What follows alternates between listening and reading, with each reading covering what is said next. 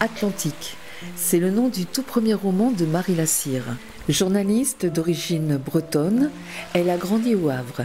Elle vit actuellement à Paris et passe ses vacances depuis près de 20 ans dans le Médoc. Inspirée de son histoire, un peu noir sans être un roman noir, 3 personnages, une femme pleine de doutes, son amoureux, un écrivain célèbre et une maison vétuste perdue dans la campagne médocaine.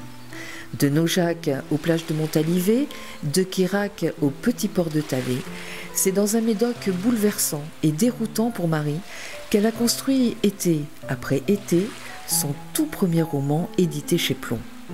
Avec une rentrée littéraire pour 2023, cette journaliste partage son temps entre la capitale et le sud-ouest.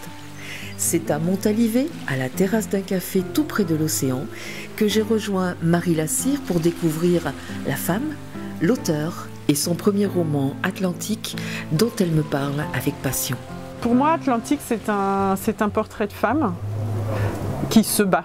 Ça parle de la construction d'un couple qui n'a pas les mêmes origines sociales. Ça parle aussi de la rivalité de cette femme, de cette femme qui se bat, sa rivalité avec un écrivain qui est célèbre, etc.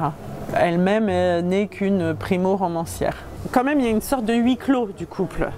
Ils sont quand même un peu enfermés et c'est pas évident du tout, c'est même parfois triste, c'est un peu étouffant, voilà. Et puis elle n'est pas de la campagne, elle est de la ville et du coup la campagne la désarçonne totalement.